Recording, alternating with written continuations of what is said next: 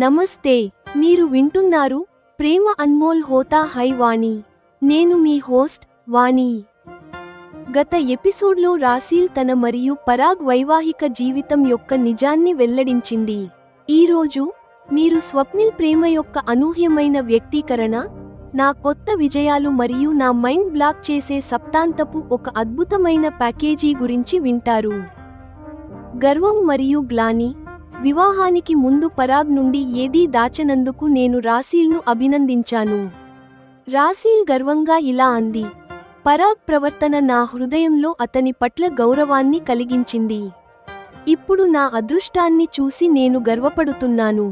ఇది విని స్వప్నిల్తో వివాహం నాకు కూడా గర్వకారణం కావచ్చని నేను అనుకున్నాను. అకస్మాత్తుగా తలుపు తట్టడం. 2 వారాల తర్వాత నేను శుక్రవారం క్లాస్ నుండి తిరిగి వచ్చాను. గౌనులోనే ఉన్నప్పుడు నా గది తలుపును స్వప్నిల్ తట్టాడు. నేను కంగారుపడ్డాను. నా చేతులు అప్రయత్నంగా భుజాలపై క్రాస్ అయ్యాయి. స్వప్నిల్ కూడా సంకోచించాడు. విజయాల వర్ణన. ఈ అవకాశం చేజారిపోకూడదని నేను అనుకున్నాను. నేను త్వరగా బట్టలు మార్చుకుని అతనికి నా విజయాల గురించి చెప్పాను. నేను సర్ఫింగ్లో లెవెల్ 3కి చేరుకున్నాను మరియు ఇప్పుడు బెస్టీపై స్వతంత్రంగా కూర్చుని మధ్యస్థ వేగంతో పరిగెత్తించగలను. కల్పన మరియు ఆసక్తి. స్వప్నిల్ నా ప్రతిభను మెచ్చుకున్నాడు. స్వప్నిల్ ఇదే మాట నన్ను కౌగిలించుకుని చెబితే నాకు ఎంత సంతోషం కలుగుతుందో అని నేను ఊహించుకోసాగాను. అతనిపై నాకు ఆసక్తి పెరుగుతుండటం నాకే వింతగా అనిపించింది. Adventure package. స్వప్నిల్ నా కోసం సప్తాంతపు కొత్త, సంతోష ప్యాకేజీ ని తీసుకువచ్చాడు. పారాగ్లైడింగ్, స్కై డైవింగ్ మరియు పారా సెయిలింగ్. నిర్భయ విశ్వాసం. ఈ ప్రమాదకరమైన క్రీడల గురించి విన్నప్పటికీ నా మనస్సులో ఎటువంటి భయం లేదు. నేను కృతజ్ఞతతో ఇలా అన్నాను, మీరు నాపై ఎప్పుడూ ఎటువంటి విపత్తు రానివ్వరని నాకు నమ్మకం కలిగింది. మీరు ప్రతిచోటా నా ప్రాణాలను కాపాడారు. యమరాజుకు సవాలు. దీనిపై స్వప్నిల్ సీరియస్ అయ్యాడు మరియు ఊహించని విధంగా తన ప్రేమను వ్యక్తం చేశాడు. కాని యమరాజు నిన్ను తీసుకెళ్లడానికి వచ్చినా నేను అడ్డుపడతాను. యమరాజా, తీసుకెళ్లాలనుకుంటే వాణిని వదిలేయండి, నన్ను తీసుకెళ్ళండి అని చెబుతాను. భావోద్వేగ క్షణం. నేను భావోద్వేగానికి గురయ్యాను. నా కళ్ళు చెమర్చాయి మరియు నేను అతని నోటిపై చేయి వేసి అన్నాను, మీరు అలాంటి అశుభమైన మాటలు అనకండి. మీ ప్రాణాలను కోల్పోయి నేను ఎప్పుడూ జీవించాలనుకోను. స్వప్నిల్ వెళ్లిన తర్వాత నేను నాపై నేనే నవ్వుకుంటూ ఇలా అనుకున్నాను, ఇది భార్య కావడానికి ముందు స్టేజ్. ఇక్కడ నేను అలసిపోయినప్పటికీ అతనితో మాట్లాడుతూనే ఉండాలనుకుంటున్నాను. యమరాజును సవాలు చేసే ప్రేమ, నిర్భయత్వం మరియు అద్భుతమైన సాహసానికి సన్నద్ధత. ప్రేమ అన్మోల్ హోతా హై వాణి లో మీరు వింటారు. ఎపిసోడ్ 49. చిన్న కోడలు, రహస్యోద్ఘాటన, యమరాజుకు సవాలు మరియు కొత్త ఉత్తేజకరమైన ప్యాకేజీ. అప్పుడు టేబుల్ మీద డెజర్ట్ వడ్డించడం మొదలైంది. దానిని కూడా మేము ఇద్దరం నెమ్మదిగా రుచి చూస్తూ ముగించాము. మీరు మీ గతాన్ని పరాగ్ గారి నుండి దాచనందుకు చాలా మంచి పని చేశారు. అటువంటి సాహసం ప్రతి బాధితురాలిలో ఉండదు. దీనివల్ల పరాగ్ గారు మీతో వివాహానికి నిరాకరించే ప్రమాదం ఉండేది. అలా జరగనందుకు ఈరోజు మీ వైవాహిక జీవితం సంతోషంగా ఉంది. అంతేకాకుండా మీ మనస్సులో ఎటువంటి గ్లాని లేదు. విషయాలు దాచే అమ్మాయి మనస్సులో ఎప్పుడూ భయం ఉంటుంది. ఇంటికి తిరిగి వచ్చే సమయంలో కార్లో నేను రాసీల్ను అభినందిస్తూ అన్నాను, ఈ వివాహం జరిగితే నా మనస్సులో గ్లాని ఉండేది కానీ పరాగ్ తన పనిని నాకంటే ఎక్కువ గ్లాని కలిగించేదిగా చెప్పాడు. అతను కోరుకుంటే దాచవచ్చు. అలా చేయడం ద్వారా నా దృష్టిలో అతను ఎప్పుడూ నిర్దోషిగా ఉండేవాడు. పరాగ్ వివాహానికి ముందే నాకు ఇది చెప్పి నాకు ఒక ఎంపికను ఇచ్చాడు.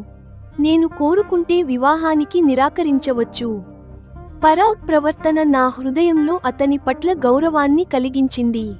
నా ఆత్మగౌరవాన్ని మరియు సంతోషాన్ని ఇంతలా పట్టించుకునే తోడు నాకు మరెక్కడా దొరకదు. ఇప్పుడు నా అదృష్టాన్ని చూసి నేను గర్వపడుతున్నాను. ఇది చెబుతున్నప్పుడు రాసీల్ ముఖంలో గర్వం స్పష్టంగా కనిపిస్తోంది. స్వప్నిల్తో వివాహం జరిగితే నాకు కూడా గర్వకారణం కావచ్చని నేను ఆలోచించసాగాను. అయినప్పటికీ నా అదృష్ట మార్గంలో నేనే అడ్డంకులు సృష్టించుకోవాలనుకుంటున్నాను. భారతదేశానికి దూరంగా అమెరికాలో 2 వారాలకు పైగా సమయం గడిచిపోయింది. అయినా నాకు బాగుంది. సప్తాంతంలో స్వప్నిల్తో గడిపిన తీపి జ్ఞాపకాలలో మునిగిపోయి నేను అంతా మర్చిపోయి ఉంటున్నాను. స్వప్నిల్ బయట ఉండటం వల్ల ఈ సప్తాంతం అతని లేకుండా గడిచినప్పుడు నాకు రాత్రి ఉదాసీనంగా అనిపిస్తోంది. నా గదిలో బెడ్పై పడుకుని నేను మొబైల్లో ఆ పాట మరియు మేరీ భావన వింటున్నాను. ఇవి స్వప్నిల్ రాంచ్ వద్ద గిటార్తో నా కోసం పాడాడు. వచ్చే 5 రోజులలో నాకు నాన్న, అల్కా మ్యామ్, మా స్కూల్ మరియు మా నగరం అంతా గుర్తొస్తున్నాయి. నేను విచారంగా ఉన్నాను. రాబోయే సప్తాంతంలో స్వప్నిల్ మళ్ళీ నా సంతోషం కోసం ఏదైనా కొత్త ప్యాకేజీతో నా దగ్గరకు వస్తాడు. నేను ఆశతో ఓపిక పడుతున్నాను. రోజురోజుకు సర్ఫింగ్ మరియు గుర్రపు స్వారీలో నా ట్రైనర్స్ మార్గదర్శకత్వంలో నేను నిపుణురాలిని అవుతున్నాను. శుక్రవారం నాటికి స్వప్నిల్కు చెప్పడానికి నా దగ్గర 2 విజయాలు ఉన్నాయి. ఆ సాయంత్రం నేను క్లాస్ నుండి తిరిగి వచ్చాను.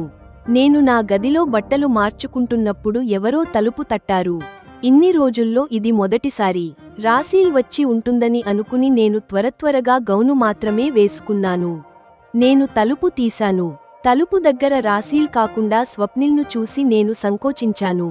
నా 2 చేతులు అప్రయత్నంగా భుజాలపై క్రాస్ అయ్యాయి. సాధారణంగా డిన్నర్ దగ్గర కలిసే స్వప్నిల్ నా గదిలోకి వస్తాడని నేను ఊహించలేదు. నా పరిస్థితి చూసి అతను కంగారు పడ్డాడు. సారీ, మనం తర్వాత కలుద్దాం అంటూ అతను తిరిగి వెళ్ళిపోబోయాడు. ఈ పరిస్థితి కొంచెం ఇబ్బందిగా ఉన్నప్పటికీ ఇన్ని రోజుల తర్వాత స్వప్నిల్ను ఒంటరిగా కలిసే ఈ అవకాశం వృధా కాకూడదని నేను అనుకున్నాను.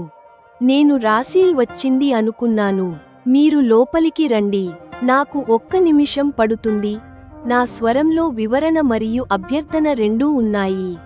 అతను లోపలికి రావడానికి నేను పక్కకు తప్పుకుని దారి ఇచ్చాను.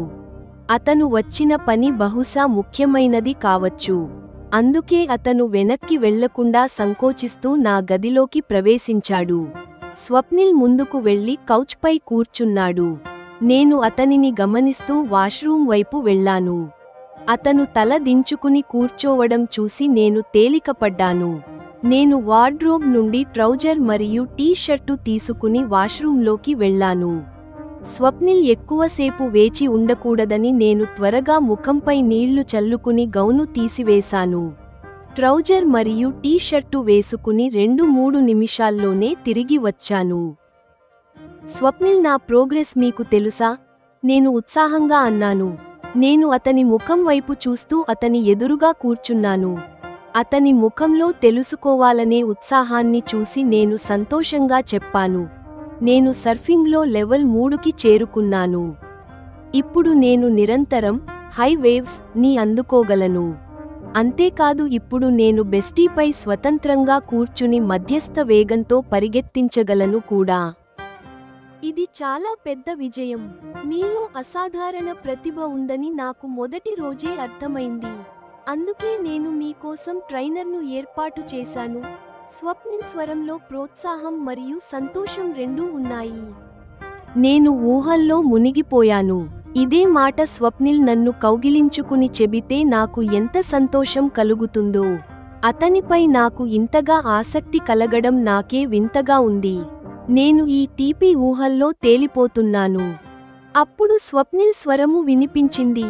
అతను చెబుతున్నాడు, వాణి, ఈ సప్తాంతపు 2 రోజుల్లో మనం పారాగ్లైడింగ్, స్కై డైవింగ్ మరియు పారా సెయిలింగ్ చేయబోతున్నాం. ఈ 2 రోజుల ఔటింగ్ కోసం ప్రిపేర్ అవ్వండి. ఇదే చెప్పడానికి వచ్చాను. ఈ సప్తాంతం కోసం నేను ముందే అనుకున్నట్లుగా జరిగింది. ఇది స్వప్నిల్ నుండి నాకు లభించిన కొత్త సంతోష ప్యాకేజీ. నాకు స్వప్నిల్తో ఉండే అవకాశం దొరుకుతుంది. ఉత్సాహం మరియు సాహసం రెండింటి వల్ల నా మనస్సు పులకించిపోయింది. ఇవి ఏమిటో నాకు తెలియదు, అందుకే అడిగాను. స్వప్నిల్, ఈ పారాగ్లైడింగ్, స్కై డైవింగ్ మరియు పారా సెయిలింగ్ అంటే ఏమిటి? నేను నిస్సంకోచంగా అడిగేశాను. నా అమాయకత్వం చూసి స్వప్నిల్ నవ్వుతాడేమో అని నేను బాధపడలేదు. స్వప్నిల్ నాపై నవ్వలేదు. వాణి పారాగ్లైడింగ్ ఒక ఆటలాంటిది. ఇందులో మనం పారాచూట్ ఉపయోగించి గాలిలో ఎగురుతాము. స్కై డైవింగ్ కూడా ఒక క్రీడ. ఇందులో ఎత్తైన పర్వతం నుండి దూకి మధ్యలో పారాచూట్ తెరిచి గాలిలో తేలుతాము. పారా సెయిలింగ్ ఒక వాటర్ స్పోర్ట్. ఇందులో మనల్ని పారాసెయిల్కి కట్టి బోట్తో లాగుతారు. అప్పుడు పారాసెయిల్ పైకి లేస్తుంది మరియు అందులో గాలి నిండటం వల్ల మనం 100 మీటర్ల ఎత్తులో గాలిలో తేలుతూ సముద్రం మరియు ప్రకృతి అందాలను ఆస్వాదించవచ్చు. స్వప్నిల్ ఇవన్నీ నాకు చాలా ఆప్యాయంగా చెబుతున్నాడు. నా నాన్న నాకు వివరించినట్లుగా. ఓ స్వప్నిల్, ఇవన్నీ చాలా ప్రమాదకరమైన ఆటలు. వింటుంటేనే భయం వేస్తోంది. అయినా సరే నేను నిర్భయంగా ఈ ఆటలలో పాల్గొంటాను. మీరు నాతో ఉన్నప్పుడు నాకు దేనికీ భయం వేయడం లేదు. మీరు నాపై ఎప్పుడూ ఏ ఆపద రానివ్వరని నాకు నమ్మకం కలిగింది. సర్ఫింగ్లో, గుర్రపు స్వారీలో మరియు సరస్సులో అన్నిచోట్లా మీరు నా ప్రాణాలను కాపాడారు. నా స్వరంలో స్వప్నిల్ పట్ల కృతజ్ఞత మరియు నమ్మకం కనిపిస్తున్నాయి. వాణి, ఇది ఏమీ కాదు. ఎప్పుడైనా యమరాజు నిన్ను తీసుకెళ్లడానికి వచ్చినా నేను అడ్డుపడతాను. యమరాజా, తీసుకెళ్లాలనుకుంటే వాణిని వదిలేయండి. నన్ను తీసుకెళ్ళండి అని చెబుతాను. స్వప్నిల్ సీరియస్గా చెబుతున్నాడు. నేను లేచి అతని నోటిపై చేయి వేశాను. మీరు అలాంటి అశుభమైన మాటలు అనకండి. మీ ప్రాణాలను కోల్పోయి నేను ఎప్పుడూ జీవించాలనుకోను అంటూ నేను భావోద్వేగానికి గురయ్యాను. నా కళ్ళు చెమర్చాయి. సారీ, నిన్ను బాధపెట్టాలని నా ఉద్దేశ్యం కాదు. ఇందులో ఎలాంటి రిస్క్ లేదు. నేను మీకు అదే చెప్పాలనుకుంటున్నాను. ఇందులో ఉండే సాహసం చాలా బాగుంటుంది. నీకు ఇక్కడ అద్భుతమైన జ్ఞాపకాలు మిగలాలని నేను కోరుకుంటున్నాను అంటూ స్వప్నిల్ వెళ్ళడానికి లేచాడు. కూర్చోండి. మీకు వెళ్ళడానికి అంత తొందర ఎందుకు? నేను కోరాను. ఇప్పుడు కాదు వాణి, మనం రేపు ఎలాగూ కలుస్తాం. నువ్వు ఇప్పుడే అలసిపోయి ఇంటికి వచ్చావు. కొంచెం విశ్రాంతి తీసుకో మరియు రేపటి కోసం సిద్ధమవ్వు అంటూ స్వప్నిల్ నా భుజం తట్టి వెళ్ళిపోయాడు. అతను వెళ్ళిన తర్వాత నేను బెడ్పై పడుకున్నాను. నాపై నేనే నవ్వుకుంటూ ఇలా అనుకుంటున్నాను. ఇది భార్య కావడానికి ముందు స్టేజ్. ఇక్కడ నేను అలసిపోయినప్పటికీ స్వప్నిల్తో మాట్లాడుతూనే ఉండాలనుకుంటున్నాను. ఒకవేళ భార్య అయిన తర్వాత అలసిపోయినప్పుడు ప్రశాంతంగా పడుకోకుండా మాట్లాడాలని అనుకుంటానో లేదో తెలీదు. నేను నిజంగానే అలసిపోయాను. నిద్రలోకి జారుకున్నాను. సుమారు 25 నిమిషాల తర్వాత నేను నిద్రలేచాను. వచ్చే 2 రోజుల ట్రిప్ కోసం నా బ్యాగ్ సిద్ధం చేసుకోసాగాను.